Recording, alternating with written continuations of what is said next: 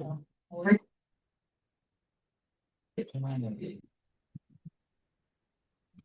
right. You want to give everybody another 2 minutes? You want to jump straight in? Yeah, no, we'll give him a couple minutes. Yeah, I just don't want to Sweet. forget to record. I'm known to do that. Yeah, we don't You, want to forget hey, that. I love the freak, recording. halfway through the web, you're like, son of a gun, I forgot to hit record. Don't make me We had start one. over. We had to kill a trainer with Nikki one day, and we're like, you know what? We'll go back. We'll transcribe what she said. And all of a sudden, I looked. I'm like, you got to be kidding me. Oh, So we got you live here. People will be catching you before we hit. We go by perfect. Apple. We go by Apple time though. The most important people they logged in because they knew get here on time, right? Is that what Apple time is? Apple time is Apple, on time? yeah, Apple time is on time. One of my agents, she's not with us, but she's the one. We got the little bell over here. When Yep. it's 11, we go Apple time. Bang bang, let's get going. Perfect. And you guys do a training every Tuesday at 11? Yeah, every Tuesday at 11 we do some kind of role play and master you never know where it's going to go. It goes off charts. It could be listings, it could be buyer objection. You just don't know. Writing up an Yeah, offer. Whatever happens in the office, we go with it. perfect. I love it. But it's 11 o'clock, bro. So let's get started. All right, right on. I will jump right into it. So, what's up, everybody? For those of you that are in the office here with Scott and that are on the call, thank you so much for joining today. My name is Kody Weitzel. I'm with Apex Real Estate Group. So, I'm an agent on a team. I'm here in Lake Havasu City, Arizona. And today I want to share with you guys how open houses have been able to help me build a very successful real estate business. I live in a town of about 55,000 people. And I moved here 6 years ago. I used to work for Albertsons and I moved here and I took over the job here to be the store manager. I'd never been to Lake Havasu City in my life. It's about 3 hours from where I grew up at in Phoenix, Arizona. And I got here, I ran the store for 3 years, and my goal was to move up with that company and ultimately become the CEO. Now, I applied for a couple positions and I got passed up in order to move back to Phoenix and continue to get promoted. And it frustrated me. And I wanted to see if there was a possibility to still stay living in Lake Havasu, but not be capped out where I was. I was in a store manager position making six figures, and that could have been me for the rest of my life, but I wanted more. And it was clear to me that Albertsons was not going to provide that. And I found real estate.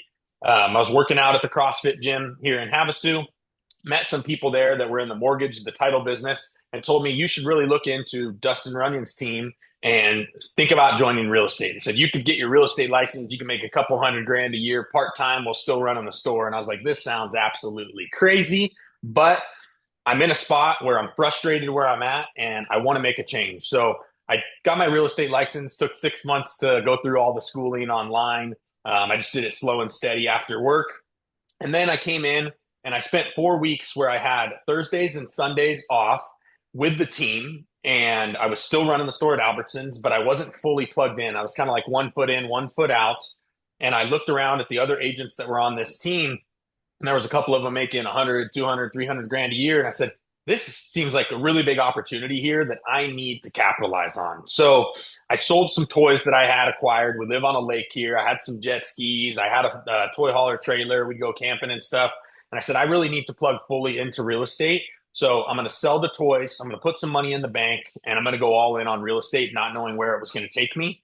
And I gave a 4 week notice to Albertsons, and I didn't hang out with anybody that was working at Albertsons. They're all my employees. I didn't hang out with them. I knew a couple people from the CrossFit gym. Other than that, all my friends and family lived in Phoenix. So it's like you transplanted me somewhere in the middle of America, and you can use this open house system anywhere, no matter if you've lived there forever or if you've just moved to town. That's what I love about this so much.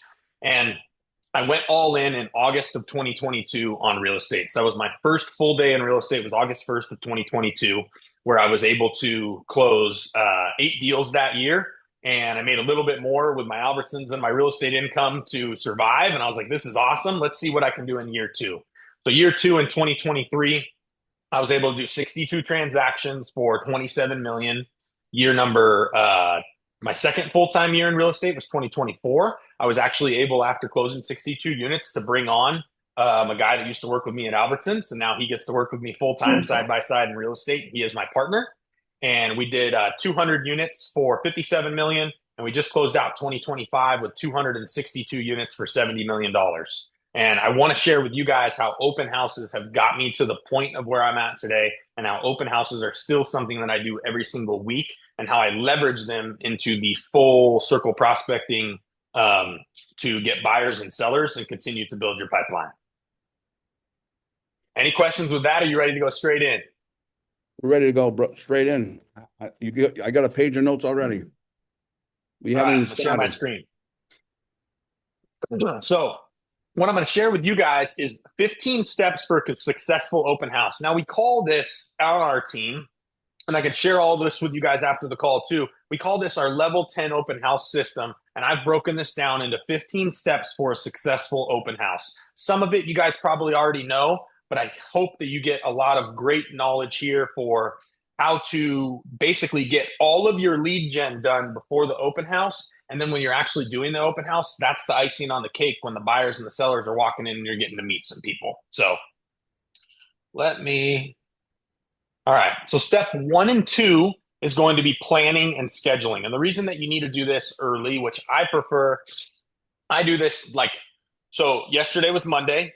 On Monday, I planned my open houses for this weekend. The reason that you do it on the Monday prior, step 1 and 2 is planning and scheduling, is to get it into whatever MLS system you use right away. The reason you want it in the MLS system on Mondays, no matter what market you're in, a lot of people plan to go to open houses. So the buyers that are out that are actively looking in your market, whether they're going to look at open houses on Thursdays, Fridays, Saturdays, and Sundays, husband and wives are probably talking back and forth on wanting to go check out, look, 1234 Main Street is open this weekend. Let's plan on going by there. It says it's going to be open from 10 a.m. to 1 on Saturday.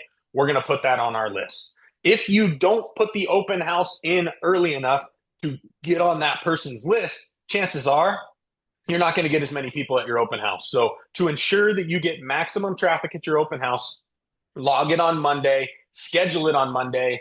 So then you have the pre-work to start marketing for that open house during the week. So step 1 and 2 are planning your open house and then scheduling it into your MLS system right away. Let's get you to step number 3.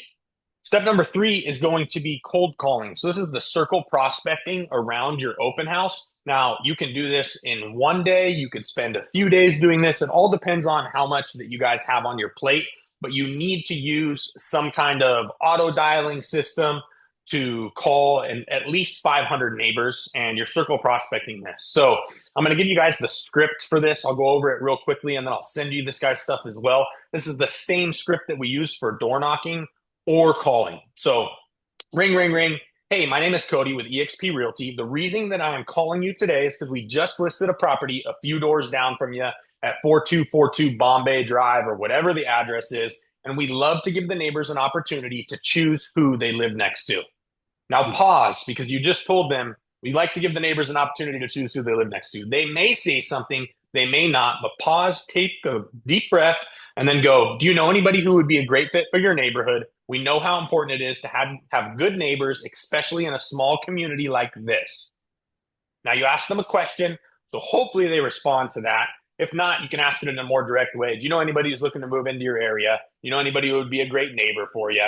And then it goes in like a couple different directions. So let's say they say, yes, I know someone who wants to move into my neighborhood. You want to go immediately into, great. Can I get their contact information to set up a showing? See what they say to that. Thank you so much. Do you know anyone else looking to buy, sell, or invest in your neighborhood? Now, if they say no to that, or they don't give you the contact info, that's not a problem. With the market being as hot as it is right now, we often have multiple buyers that are wanting to purchase the same property. In that case, that this happens with this property here, do you have any interest in selling your property? So now you're getting to know, are they wanting to sell now or sometime in the future? From there, you're going to invite them to the open house. So I'm calling them and I'm not saying anything about the open house until this point here. Now I've already asked the question on if they know anybody who's looking to move into their neighborhood. I've already asked them the question on do they possibly want to sell their home? And now I'm going to say, hey, here's a flyer for our open house. If you're door knocking, you're handing them a physical flyer. If you're cold calling, you're saying, I'm going to be over there at 4242 Bombay Drive from 10 a.m. to noon, Friday, Saturday, Sunday. We would love for you or anybody you know to stop by the open house and give my seller some feedback on what you think about their home. Now, before you hang up the phone, this is like the most crucial part. This is where you're going to pad your database with sellers. This is how I have helped many sellers every single year sell more and more and more real estate because I get their information from right here, from giving them a what we call a home equity report, a CMA, whatever you guys want to call it. But you say this: we're putting together a home equity report for all of the neighbors. I'm dropping one off for your neighbor tomorrow at 2. Can I drop yours off at 3, or would 5 work better? Now, if you guys notice how I asked that question, is I asked it in a way where it's not a yes or no answer. It's, can I drop that report off at 3, or would 5 o'clock work better for you? If they say neither time would work better, I don't want a home evaluation, you want to go into some more questions. So, what I like to ask people if they continue to say no to the home evaluation is, or the home equity report, do you know how much equity is in your home right now? Most people say no, or they truly don't know, or they say, I looked at Zillow. And I like to tell them this: I'm sure that you guys know exactly how much is in your bank account today. I'm sure you know how much is in your retirement account. I bet you know how much Bitcoin you own. But for 99% of the people in America, their largest account is their home equity account. And I would like to show you how much money you have in your home equity account. And how I define that is your home's worth based on what you owe minus the fees to sell. Now, when we go on these home equity reports, I almost want it to be like a miniature. Have you guys ever stayed at a timeshare and you go and you're staying at, or not even a timeshare, but at a hotel that sells timeshares, right? And they say, do you want that extra night? You got to come to our seminar for an hour or 2 hours or whatever to get that free item or get that extra night free. I want this to be like that when you're dropping off a home equity report. So it should be pretty small in terms of how much you really effort and you work you put into this. You want to be able to give somebody a broad range of their home's value. Like, I'm not telling you you got to nail it that your home is worth $539,000. If I listed it today, it'd probably be sold in 7 days. It should be something more along the lines of your home is worth 525 to 575 or 5 to 550. But you want to give them that information and you want to get inside their home when you go to drop off the home equity report. So if Scott gives me the opportunity to drop him off a home equity report, and I've asked him all the questions to set that appointment, and I'm trying to set as many appointments as I can, now when I knock on that door, I'm going to have with me a few comps, probably 5 comps similar to Scott's house that have sold in the last 90 days. Things that I obviously don't know what the inside of his house looks like, but I'm going to get pretty close unless it's some crazy one-off house. But most things are not like that. You can get a pretty good idea what something's worth or a good range. Now, I'm also going to have in there like a home sales guide, whatever you guys use in your market, and a net sheet. And when I knock on that door, I'm going to have the packet prepared for them. And I spent like 5 or 10 minutes putting this together. It's quick, pull quick comps, quick net sheet, quick seller's guide, then put it in a folder or staple it together with your business card on there and be ready to go show up on this appointment. Now, when I knock on that door, I'm going to say, hey, Scott, I got that home equity report for you. It'd be really unprofessional of me for giving you an exact number without seeing the inside of your house. Would you mind if we just take a quick tour and I see the inside before I give you an exact number? The reason that I want inside this house is not to give them a better number. Very, very little of me getting inside of this house is actually knowing the inside. The moment that I get inside this house with them, I'm going to go straight into psychographics. So now I'm going to be asking Scott questions about, where are you from? What do you do for a living? What sports teams do you like? Do you own a business? Do you have kids? Like, get somebody talking about whatever you can figure out about what they're interested in. Quickly go around the house 5 or 10 minutes, ask them a couple questions about the house as you're walking through, but you really want to build rapport with that home seller when you're in their home. Now, at the end of that 5 or 10 minutes you walk through, thank you so much for giving me the tour of this place. I really like your house. After seeing it, I think it's worth 550,000. If you sold it for 550,000, you would net after fees 510. Whatever you guys owe on your mortgage. What do you say you owe on your mortgage? 200 grand. So now you're going to walk away with 310,000. Do you have any plans of what you would do with that 310,000? Do they maybe need to get in touch with your lender because they could do a cash out refi, finish some of those upgrades that they had? Could they sell, put that 300 grand down on a smaller or a larger home? People don't know what they can they have access to until they know what kind of equity they have in their home. And that's the update that we want to provide. And then most of the time, 9 times out of 10, this appointment here isn't going to go anywhere like right away. You get that person that's slam dunk ready to list right away. They've probably already been talking to another agent, but you got right in front of them and now they're going to use you because you're there. But 99% of the time, you're getting this person's name, number, and email. You gave them the home evaluation. You're going to put all of that information into your CRM. So put that into your CRM and start following up with them every 7, 14, 21, 28 days, whatever that looks like for you. Put them on a listing alert for homes similar to their house so they can see what's new coming in the market. Put them on a market update. So you're continuing to update them about their home. But this is how you will get more sellers, because 90% of people, how many realtors do they meet with when they go to sell their house? One. So if you're the one that is in their door today and they go to sell their house in 1, 3, 5 years from now, and you've been following up with them the whole time, do you think they're going to call somebody else, or do you think they're going to call you, or you're going to call them and set the appointment when they're ready to list? Almost always, that will be your listing when that time comes. So if you continue to do open houses and you're circle prospecting, and we'll get into the next one, which is going to be the door knocking. Step 4 is going to be door knocking. So exactly what I just broke down, the script is the same for door knocking as it is for cold calling. You're hitting that script, but you're hitting it when you're knocking on doors. One of my favorite things to do is knock doors, because you get the chance to be belly to belly with somebody and really build rapport face to face with them. And when you're knocking doors, people see you out there working, they respect that.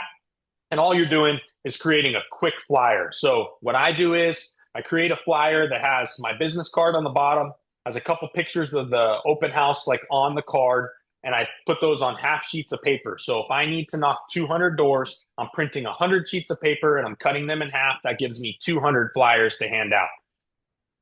Depending on your market, if you're doing open houses with other agents on your team, and let's say like we do a lot here where we'll do open houses from like 10 to 4, and one agent will take 10 a.m. to 1 p.m. The other agent will do 1 to 4, and we'll just kind of switch off. So when it comes time to door knock, we will each take 200 flyers, but then we get to knock together. So I'll be on one side of the street, somebody else will be on the other side, and we'll just blitz the whole neighborhood as fast as we can.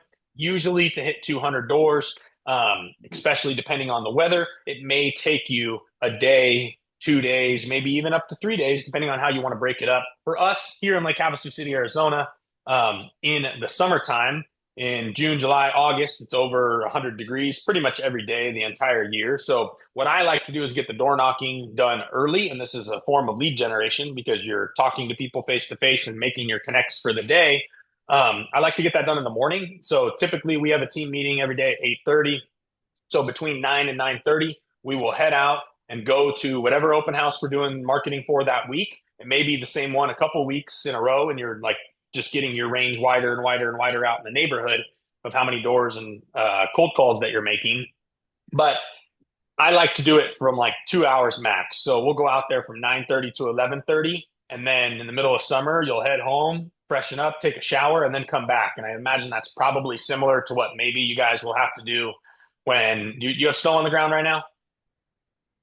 A little bit, a little bit. So same thing in the wintertime. You're probably not going to want to knock as many doors and stay outside for as long as you could. Like this time of year in the winter, it's 60, 70 degrees. We could knock doors for 8 hours a day here and have an amazing day in Lake Havasu and be fine and be able to go home and still spend time with your family. But when it's in the middle of summer, in the middle of winter, it gets a little difficult. So I like to do the door knocking on Tuesdays and Wednesdays because typically we start our open houses on Thursday or Friday and roll them into the weekend. So once Thursday hits, if your open house starts on Thursday, you don't have any more time to door knock or cold call.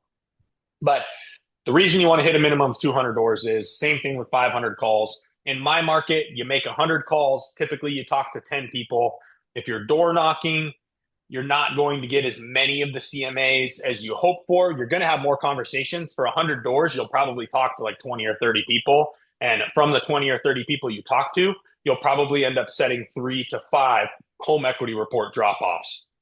And then in the cold calling, if your conversion is 10% answer rate, you'll probably set 2 appointments from that. Step 5 This is content creation, and this goes for the entire time. So I don't know what you guys are seeing in the market today, but Facebook is now my probably second highest form of lead generation. It may even pass open houses from continuing posting on social media so often. But I'm posting things about real estate, about the open houses, about everything online. But when you're door knocking, especially, and cold calling, and you're hosting the open house, it gives you a reason to post on social. So if you guys are doing the work and putting it in every single day, there is no reason that your Instagram and Facebook story should ever go dark. There should always be something to post about. You should also be able to post when you're out there door knocking. If you're by yourself or you're with your team, snap a quick selfie of you out there with the flyer held up in front of your face and just let the neighbors know what you're doing. The reason I want you to let people know about that is everybody on your Facebook is watching you. And the worst thing that can happen when you guys are, the holidays just passed, but I share this with a lot of teams on when you're at the Thanksgiving or the Christmas dinner table with your family and one of your aunts or uncles mentions that they just, bought or sold real estate, or one of their friends bought and sold real estate. And the reason is you're a realtor that's not posting all over online. They don't even know that you're an agent. So we don't want to be secret agents. We want to get out in front of as many people as possible. And Facebook and Instagram, I believe, are two of the greatest tools to get in front of the widest audience that we can possibly get in front of. So more people will see your content online than cold calls that you'll make, than doors that you will knock. And if you're posting about knocking doors, hosting open houses, making cold calls, do you think when somebody's going to sell their property, they may reach out to you and want you to interview for it? So the way that you put yourself and promote yourself out there online, and the way that you create content around your everyday real estate business and for the open house business is the way that people view you. So I went on a listing appointment yesterday, one of the easiest ones that I've ever been on. It's a guy that works out at the gym that hasn't been going in like the last year. Messaged me on Sunday, "Hey, I'm looking to sell my house. I'd like you to come over and list it for me." And I went right over there, went over the comps, the full listing appointment with him. And he's like, okay. And I'm like, "Are you just ready to sign the docs, man?" And he's like, "Yeah, I'm just ready to sign the docs." So because of the rapport that I had built with just all of the online content with him, he was just ready to list it with me no matter what I said on price, no matter what I said on terms, anything. He didn't question anything. He just said, "I know you're the guy for the job because I see you do it all over online." So continue to post content through the entire open house process. I really like creating like a reel or a Facebook story about the open house too. So just a quick face talking video of, "What's up, guys? I'm out here at 1234 Main Street. We're going to knock the neighborhood today. We're inviting them to the open house this Thursday, Friday, Saturday, and Sunday. We're going to be out there from 10 a.m. to 1. It's an awesome 3-bedroom home. I can't wait for you guys to check it out. If you know anybody who's looking to move into X, Y, and Z neighborhood, reach out to me. I've got the perfect one for them." Whatever it may be, just put something quick out there, and it gives you a reason to post online. So the whole reason that we door knock and the whole reason that we cold call is because we have a reason to door knock and cold call them about the open house. Same thing with posting content online. It's giving you a reason to post, it's giving you a reason to call, and it's giving you a reason to door knock.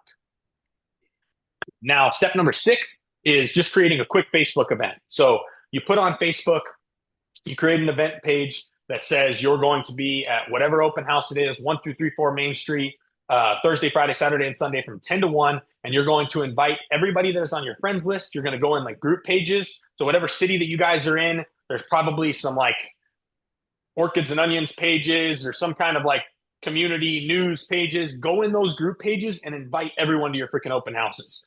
There's an agent on my team. She's been on the team about 2 years now. Last year, she closed, I think, like 42 deals. And when she first started on the team, she plugged into our open house system here, and she still does it today. But one of her first sales with the team, she posted on Facebook. It was a $995,000 house here. Super funky house, but it was like 4,000 square feet, which is gigantic, but it was freshly remodeled. And she created this event. She sent it out to a bunch of people she knew and did not know. And a local business owner that is also owns a wine bar and a doctor in town, who her stepfather is an agent, messaged this agent for inviting her to the open house, said, "Hey, I can't make the open house, but can you show me this home?" She said, "Absolutely, I'll show it to you." Scheduled a private showing. And within like 2 or 3 days from creating that Facebook event and inviting people to it, boom, $995,000 house under contract, seller financing, closed in 14 days. all from making a Facebook post, Facebook event page when somebody in that person's family was a so-called secret agent because they weren't putting themselves out there online. So create the Facebook event and just invite as many people as you possibly can. Step 7 is going to be an email blast. So everybody that you guys have in your database, invite them to the open house. Now, if you want to tailor that a little bit and only send it to home buyers, you can do that too, but I recommend just sending it out to every single person in your database. I send an email to my entire database almost daily.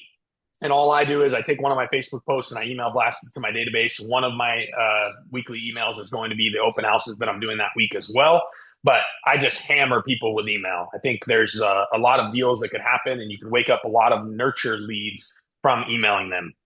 All you should be emailing them is honestly that flyer that you're door knocking with that somebody on your team creates for you real quick on Canva. Email that open house flyer and then maybe just summarize the house a little bit with a couple words and let people know where you're going to be, promote the date, time, and maybe some property highlights, and then just send it out. And if anybody responds to it, answer their questions, try to schedule a private showing. I always like to ask a question in the email. If you can't make the open house, would you like to see this house anyway? Just ask them something. That way you can maybe get some responses just from asking them a question, but just continue to hammer people with emails. Step number 8 is going to be signage. I know this is probably pretty self-explanatory stuff, guys, but I can't say it enough because I see it as I'm driving through town when other agents are doing open houses. Place your freaking signs in as high visibility locations as possible. I tell my agents here on the team that you should put the signs like almost in the road where the freaking car is going to hit them.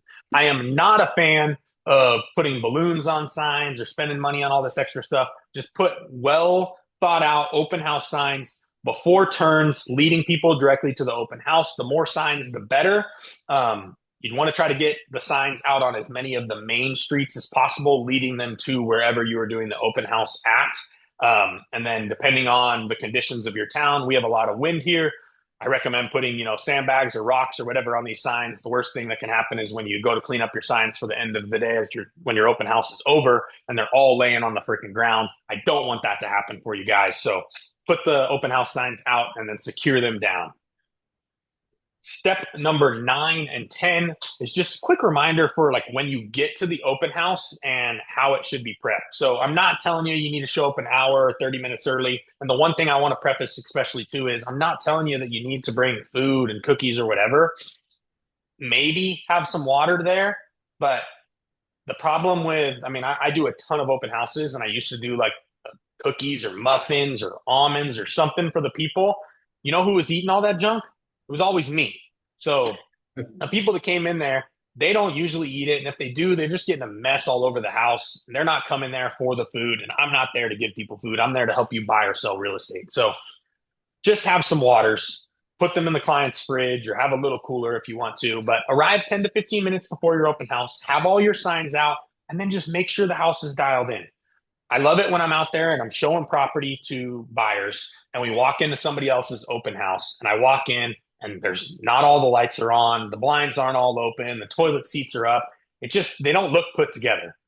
I want you guys to look like the most put together agents out there. So have the house dialed in, have the blinds all open, have all the lights on. If there's any water features or a pool or whatever, open everything up.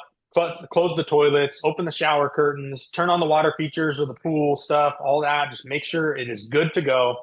And then depending on the market that you're in and the time of year, with the weather permitting, you can open the front door. And I like the front door open because then I can see people pulling up or hear them pulling up depending on where I'm set up in the open house. I like to set myself up where I can see people drive up or park in the driveway, but some houses you just don't have that option. So if the front door is open, that helps you hear car doors, and then you can get to the front as soon as people arrive. One thing, I don't want garage doors open.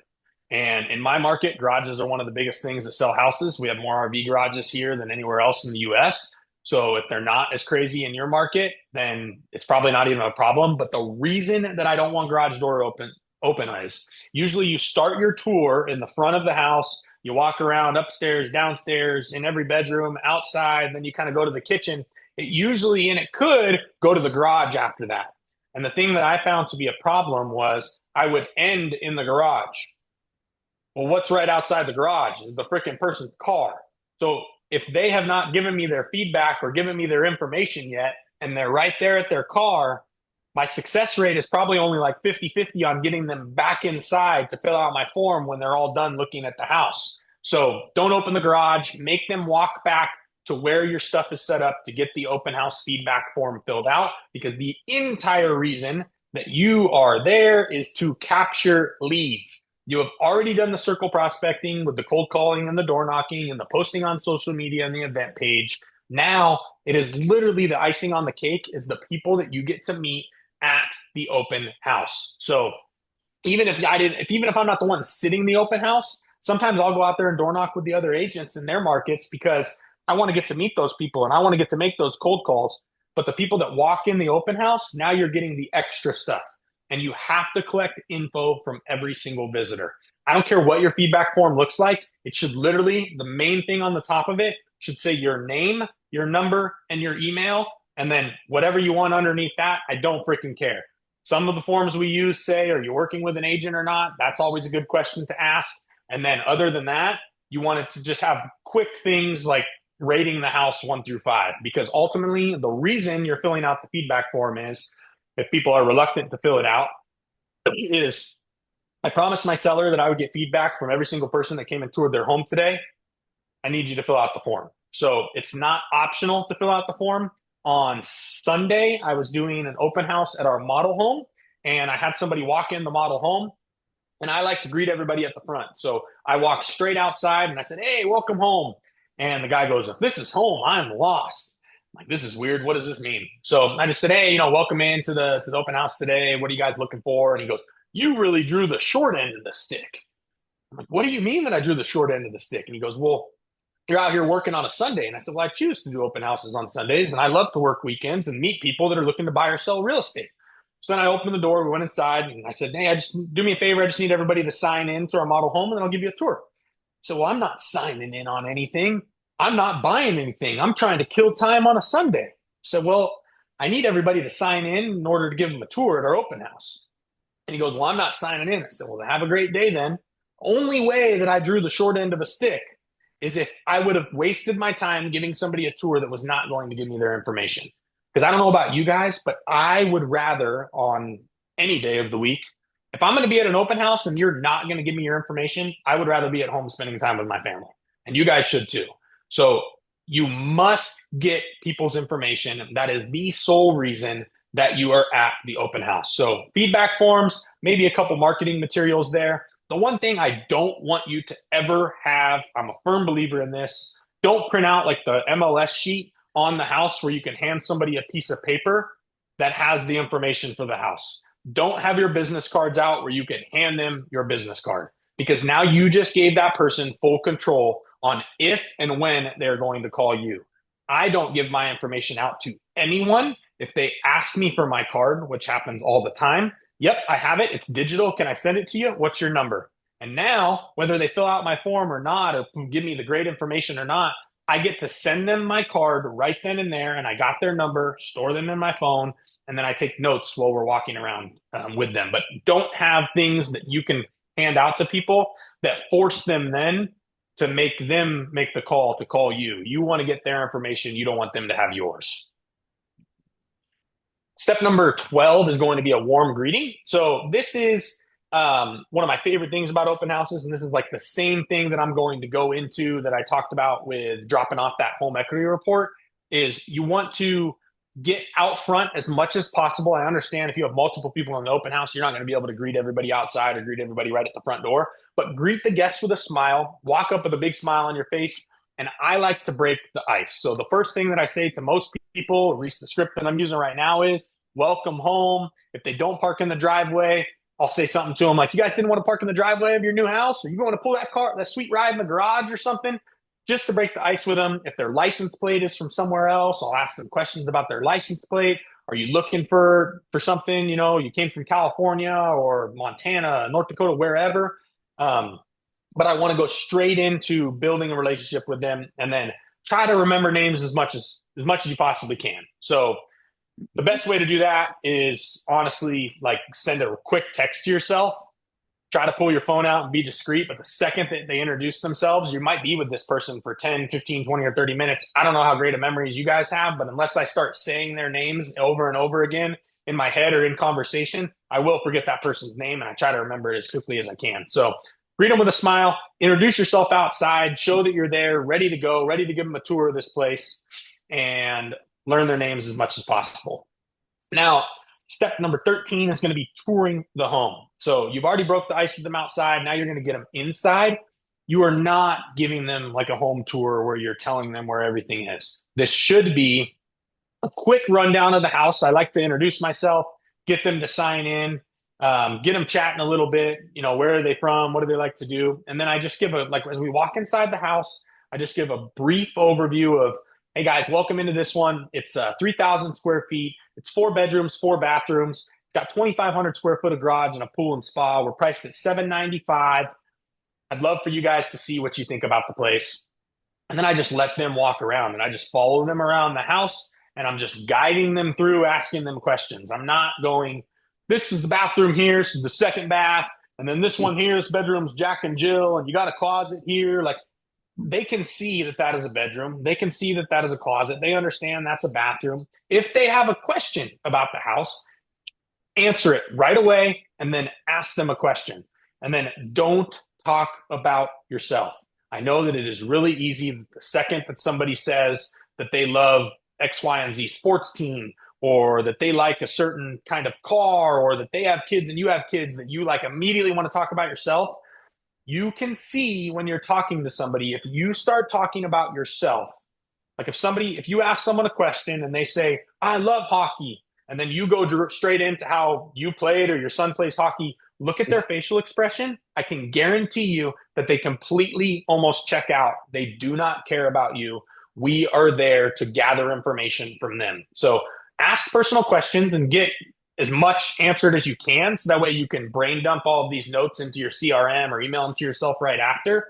But the goal of meeting these people at the open house is to build rapport with them. So ask them a little bit of questions about real estate, but I really like to try to keep it like 80% personal questions and 20% business. Now, if they are reluctant to answer personal questions, ask more business questions to gain their trust to ask the personal, and just continue to go back and forth with that. But I like it when I get done meeting people at an open house and I know exactly how many kids and grandkids that they have, what they did for a living, where they live full time, what they like to do for fun. Like, just gather as much information as you possibly can on these people, so that when you go to follow up with them, you're not following up with them on, are you still looking for a home?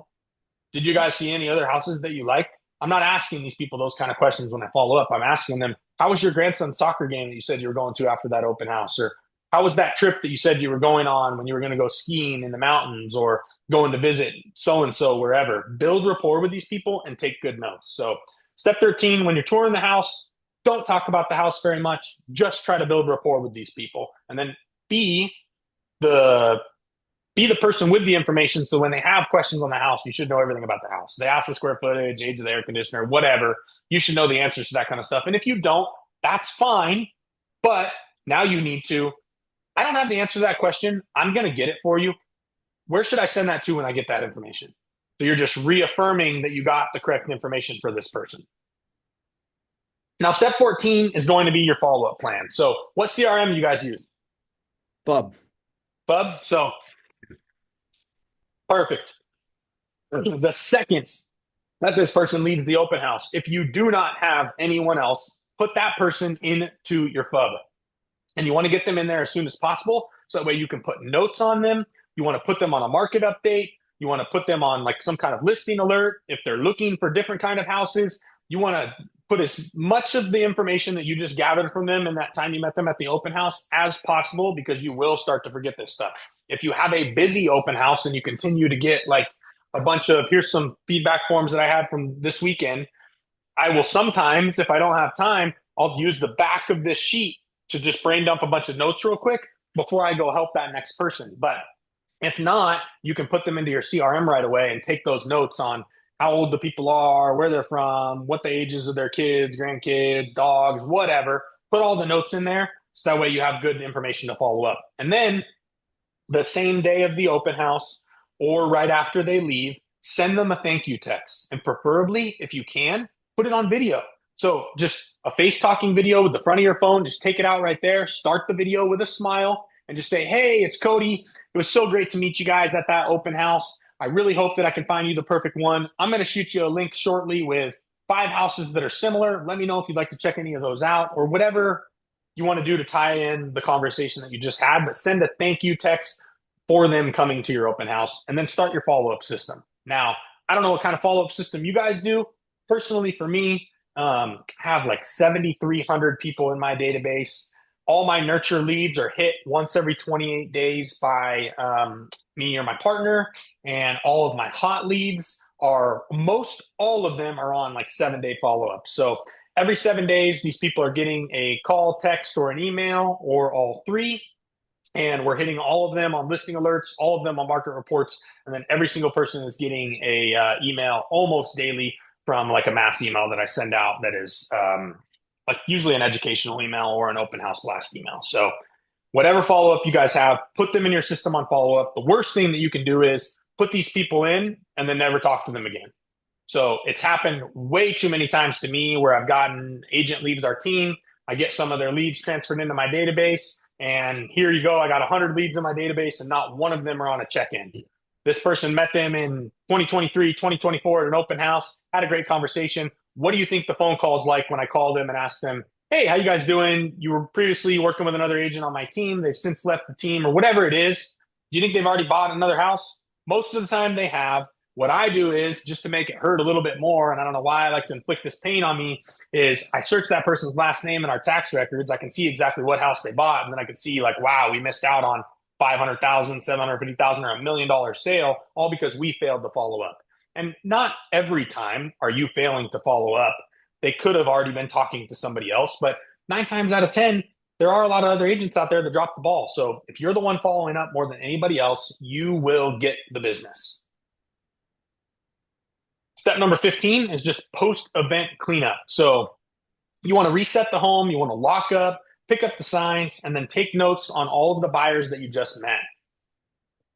When I'm meeting people at these open houses, one of the things that I like to say that have helped me convert more open house like buyers than anybody is I like to ask the question on, are there any houses today that are not open that you guys would like to get inside? That's a great The question. amount of people that answer that question and say yes to that is very high. Now, most of the people that are out looking at open houses are probably already working with another agent. Like it's 50-50 shot. If you're the agent that's working the open house and their agent's not there and they have or have not signed a buyer agreement with somebody and they just built a bunch of rapport and really like you think you're going to have that person questioning on whether or not they want to continue working with who they're working with or work with the person that's actively working. So I'm not telling you guys to do anything crazy or slimy or dirty or anything, but if you're the one that's actively putting in the work and providing the most value to these people, then you deserve to get the sale. It's just like when somebody comes into your database. I don't know if you guys do any kind of internet leads, but we like post our links all over Facebook. So I get a bunch of people that are clicking on my links through Facebook and then they come in with their name, number, and email. And now I have to try to convert that person. And 9 times out of 10, the person that's hitting people's links all over social media is also like coming into others as Zillow leads or paid advertising on Google. Those are typically like the hardest leads to convert. And most of the time, people don't just go and buy a house in a week. Typically, they've already been in someone else's pipeline being nurtured for 12 to 18 months. When you meet somebody in an open house and you convert them right then and there, 99% of the time, they've already been in somebody else's, like, Coldwell Banker agent or Keller Williams or something. They've been in their database and that person just failed to provide the value that you have shown them. And now you get to win because you're out there and you're the one that's putting in all of the work. So the more that you post, the more that you cold call, the more that you door knock, you are going to step in front of these people that just think that because I sold this person a house 3-5 years ago, I'm going to get the resale from them. I have listings right now that people bought a house with somebody that they might have had a good experience with. I don't know. I don't ask too many questions on that, but these people bought a house 1 year, 2 year, 3 years ago directly with an agent. Why is that person calling me? And it's happened to me before too. I've had stuff slip through the cracks. But the more that you follow up, And the more that you guys continue to add these people in your database and follow up every 7, 14, 21, or 28 days, the less people will ever slip through the cracks with you. So I think open houses have truly changed the way that our entire team runs our systems and our businesses. We have every agent on the team, when they're new, gets to do open houses with us and gets to come and sit and learn how we talk to people. And that's exactly what I did for my first year in real estate. When I started those first 4 months, we had this listing that was on the market for 114 days before it sold. It was higher price. So like I said, the average price point on the market is about 550, similar to you guys. And this house was listed at 115. And I sat that house for, was that 114 days on the market? So it was like almost between 12 and 16 weekends of Thursday through Sunday. Every single weekend I was at that listing. And from sitting that one open house, my first double-ended sale was somebody that I met there. I sold their house for like 135.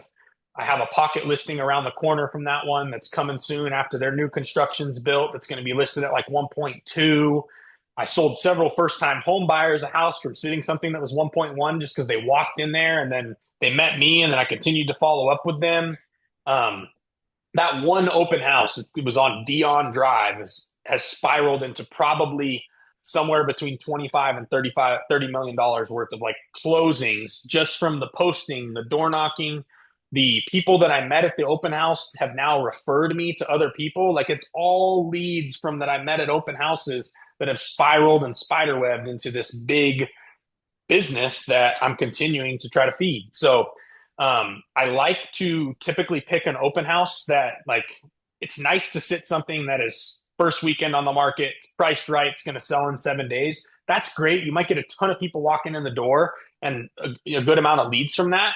But honestly, if you have a house that's maybe a little bit overpriced, that's in a great neighborhood where a lot of people want to be and there's good traffic, and if you sit that open house 2 to 4 times a week and it's on the market for a month or 2 months or 3 months, you will get to know almost every neighbor in that neighborhood through door knocking and cold calling. You get to know a lot of the neighbors because people walk around the area or drive around. They see you putting the signs out. They see the same vehicle out front every single time. You will like become the king or queen of that neighborhood just because you do so much work in that neighborhood. So I would challenge you to try to pick a house that is above your average price point or right at your average price point. Don't sit. I wouldn't recommend sitting an open house. It's like in my market here, we have few condos and stuff that are like around 200 grand. I'm not going to do a bunch of open houses at something that's 200,000 bucks because if you come into that open house and you can't afford that, there's nothing else that I can sell you. So don't pick the bottom of the barrel, pick mid-range or upper, and then just continue to rinse and repeat that same open house. What's your guys' average days on market? Oh, geez. I bet you right now, 20 something days. It's Okay, fast. that's pretty good. Yeah, Yeah, we're your really, market's still freaking hot. it's hot. If it's priced right, it's hot. It's going. I Yep. that's probably our average day to mine. Maybe it's a little bit more out in the actual marketplace, but in our office, it's like 21, 22 days. That's really good. You guys are rock stars. So my average days overall in Lake Havasu is like 80. So there is some stuff sitting.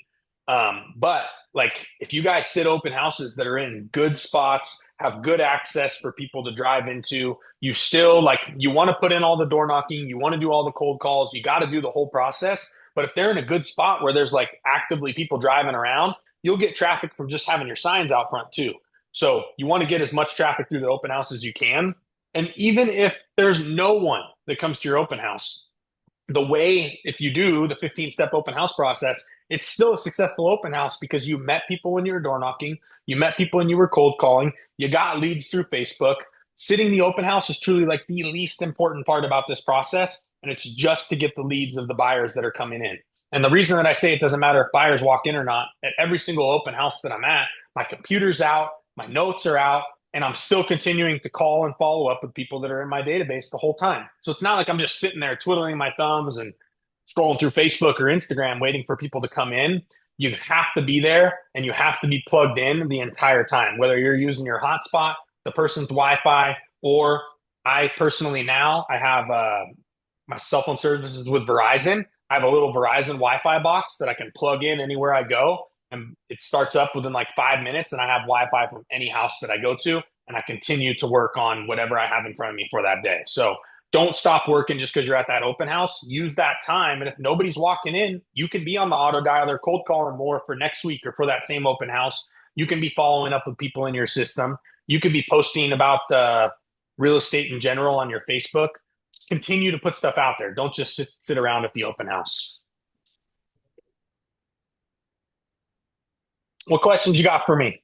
Let's see. I'm gonna pull up, see if I can see if we got. Hold on a second here. See if anybody got any.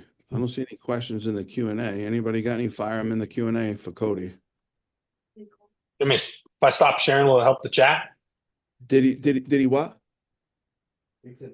His open houses, sometimes they do 6 hours. They'll have 2 agents split it.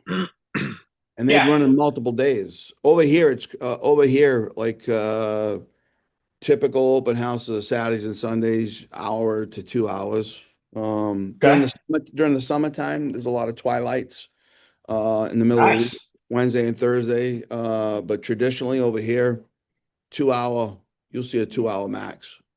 Okay. It all depends on what kind of market you guys are in. So, like in my market here, my average age of people is like 56 years old. This time of year, we have a ton of snowbirds here. Snowbirds aren't working 9 to 5. So, if I do an open house from 10 a.m. to 1, there's still a lot of people that are out and about in the town because they don't have places to go. If you guys work in a city where a lot of people are going to and from work, it might be best to have open houses towards the afternoon and the evening during the week. And then the weekends work well because you have a lot of people that are off work. Whatever works best for you in your market. The one thing I will say on door knocking and cold calling, which just for lead generation in general, on my team, if you have less than 5 pending, you have to make 20 connects a day, which is 22-minute conversations face to face or over the phone. A day. If you're Let me know over that 5 again. Give me that number again. under 5 pending, it's 20 connects a day. So 22-minute conversations face to face or over the phone. And if you're over 5 pending, it's 10 connects a day face to face or over the phone. Now, I know that more people might answer their phone from 4 to 6. I talk to agents about this all the time. But if you get your connects done in the morning, which is why I say like cold call from 10 to noon or door knock from 10 to noon, your day is going to go better. And personally, I do this every single day. I push my appointments as far into the afternoon as I can. I understand that I'll give somebody every opportunity to schedule, their house showings or listing appointment at 1, 3, 5 o'clock, whatever. If they can't do any other time than 10 or 11 in the morning, I will still say yes to that. But I will try several attempts before doing that to push it into the afternoon so that I can get my connects done. Because there's not many feelings that are worse than when I'm working and it's 5 p.m. and I want to go have dinner with my family and I've made 4 connects and I need to hit 10 that day. If I've already made them in the morning, your whole day goes better. So get your connects done early. Got a couple questions. First one is time. How do you handle all this? So I think you kind of touched on that a little bit, but yeah. So it all depends on where you're at in your business. I try not to get bogged down by things like I'm not showing up to every single home inspection. I'm not answering people's calls on going to measure for a couch, for the 3rd time in their house. We're getting all of that done quickly and efficiently in the beginning of the transaction, and then not like saying no to a lot of the stuff. So that way you're not continuing to go back and forth with people on things that probably aren't so important. So I think with the door knocking and the cold calling, like the way to get that done quick and easy is just time block 2 hours and don't respond to any texts and any emails for 2 hours straight. As soon as you're done, then respond to it. There's truly like 99% of the time, there's no emergencies in real estate. Like nothing is burning, nothing is on fire. I'd love to add, this is a personal, for me to ask you this. So, be open and honest. We're talking money making activities per week. How many hours a week do you think you're putting into your business? Actual hours into my business per week, I would say probably somewhere between 50 and 60. Okay. I still have time just like everybody else where you're probably goofing off and not doing things that are money making activities. But I would challenge you to, when you're in the office, be focused. Have conversations with the other agents that are productive, that are about business. Don't spend 30 minutes talking about the football game the night before. When you're in the office and you're at the open house and you should be working, put that time in working. think about it. If somebody was watching you with a camera, would your family be proud of the work that you put in if they were watching you work all day with a camera? But 50, 60 probably to be safe. I mean, I'm in the Okay. office every day, 7 a.m. Between 7 and 7:30, I get here, and then we usually check out about 6 o'clock, sometimes 6:30.